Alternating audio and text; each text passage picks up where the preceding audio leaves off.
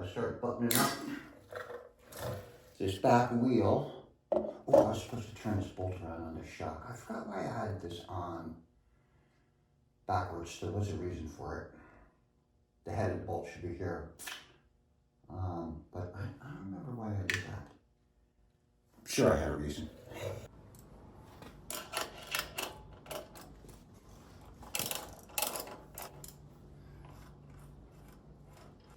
Oh man. Well, what are you gonna do? You gotta fix it. All right, quick follow-up. I had to turn the shock around so that bolt is oriented correctly, going in from the outside. Plus, it's a nice looking bolt. And, you know, it took an hour. It's not the easiest thing to do because it's hard to get these rear mounts here, these bolts through the rear grab rail and then through the frame, and then the thread is on the inside of the fender. And so the trick to that is these two fender mount bolts need to be completely undone, so the fender's just totally loose, and you get those things. So the last thing you do is bolt the fender down there. For a follow-up, just in the 1 in a billion chance, somebody needs to do that. This has the funny specialty bolt.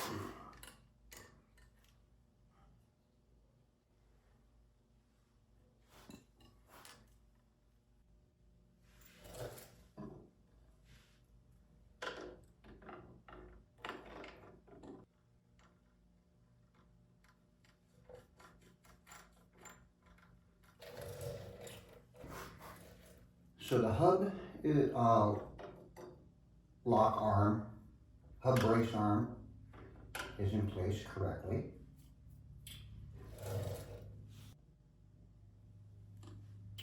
Brake actuator is in place correctly. The two dots are lined up. Well, maybe they're not.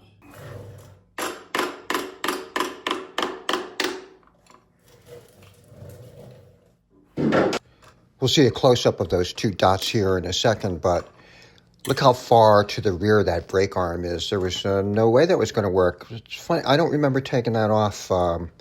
It's in the video from a long time ago when I did the rear brakes on this, but I don't know, somehow they were, that was misaligned, so I just spread the brake arm a little bit so it'd slide off the splines.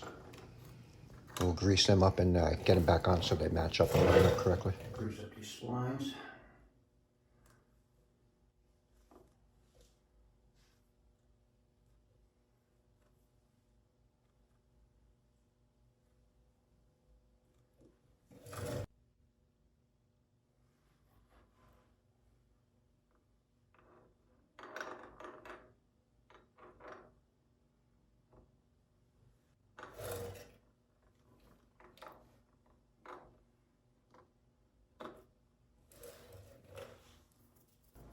I just want to get a quick shot of this chain adjuster block held in place by that bolt that's on top there, one on each side.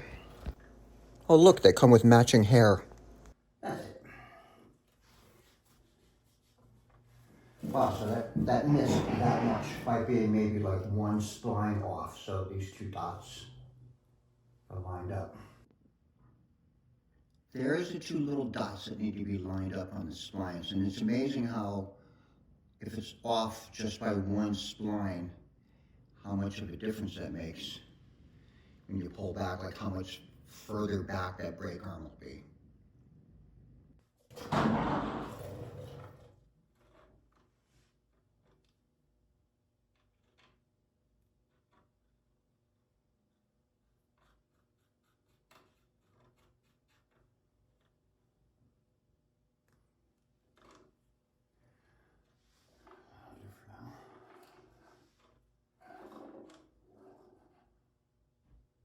I got a new spring just because it looks good.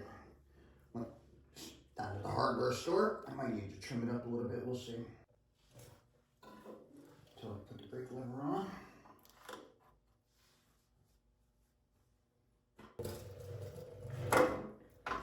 All right, I'm going to pull the wheel back, get some of the slack out of the chain, and get it set up for an actual drive chain tension adjustment.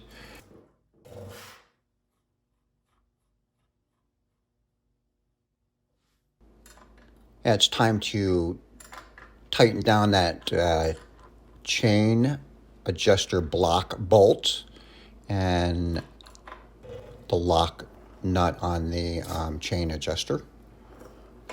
Give it a little bit of a spin. I tightened down that axle nut, and I did put a cotter pin in it.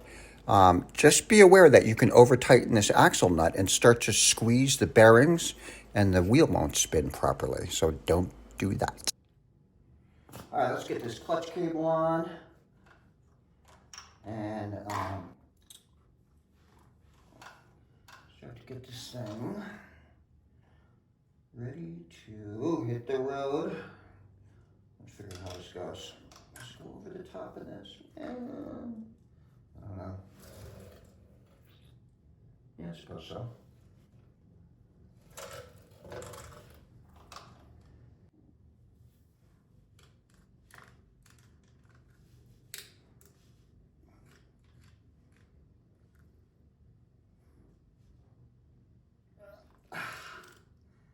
There we go. Cool. All right.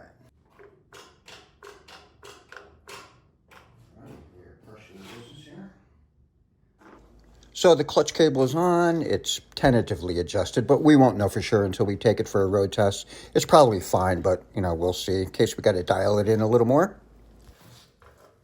Hey there. So we are going to mount up the oil tank, and I already put O-rings on these oil lines.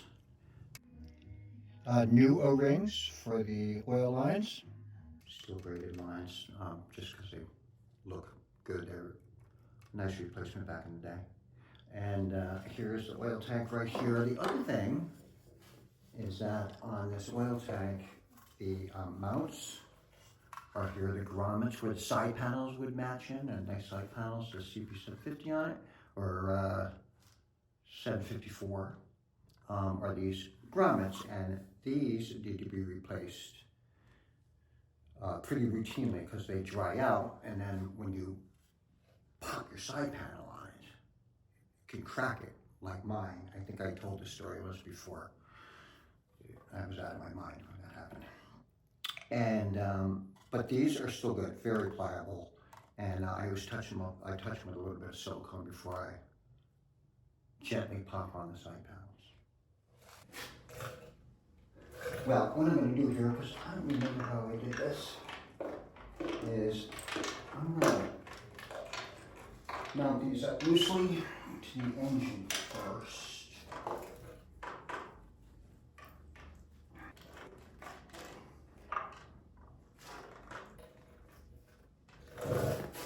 And screw them at the bottom of the oil tank. I think that's where I'll get the most flexibility. Because although I don't remember exactly how I did this last time, I do remember it was a pain in the arse.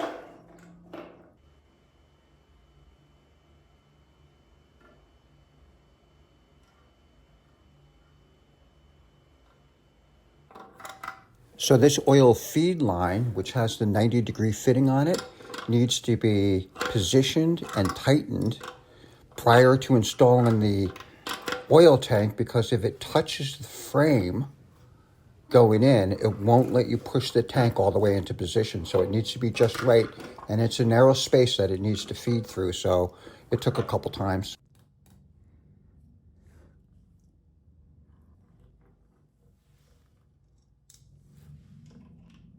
All right, that's done, so we'll tighten up the oil feed line to the engine.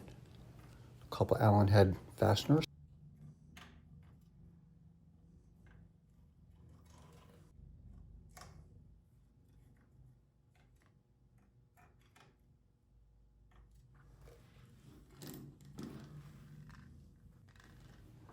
Next, I'm installing the oil pump line, the feed line that pumps it all back up to the tank. That's easier because it doesn't go through any frame members. So it's not quite the wrestling match to get it on.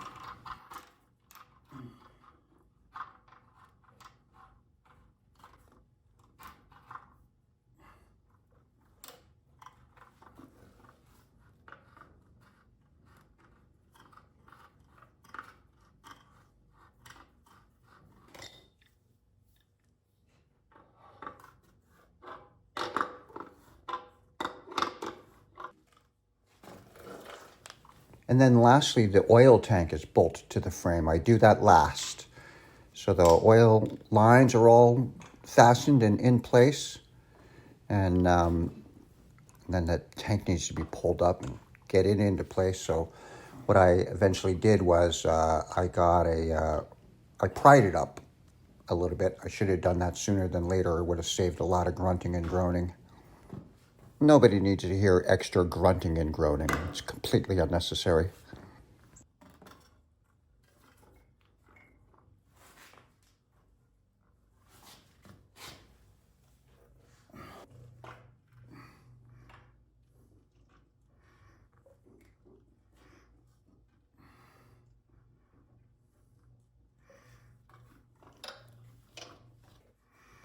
It took a while, but I finally got one of the bolts on top to grab a thread. I can start to screw that in.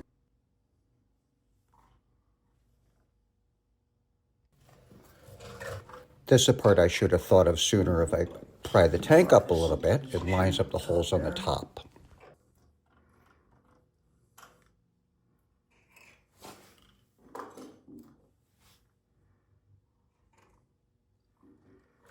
This is right where I pried it to.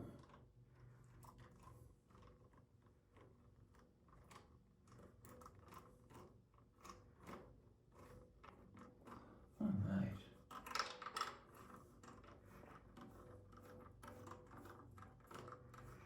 Good news, because this tank can be a pain in the arse to get in.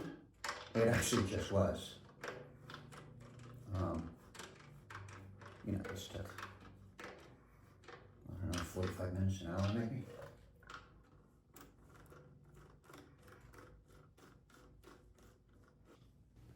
And one last round on the fasteners. Make sure they're all nice and snug.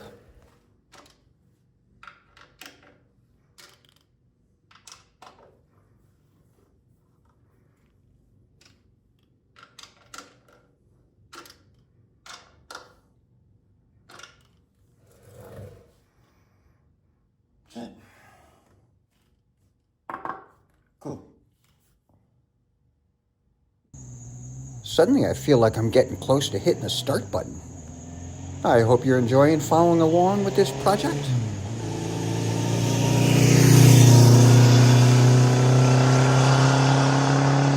Feel free to subscribe and like, only if you like it.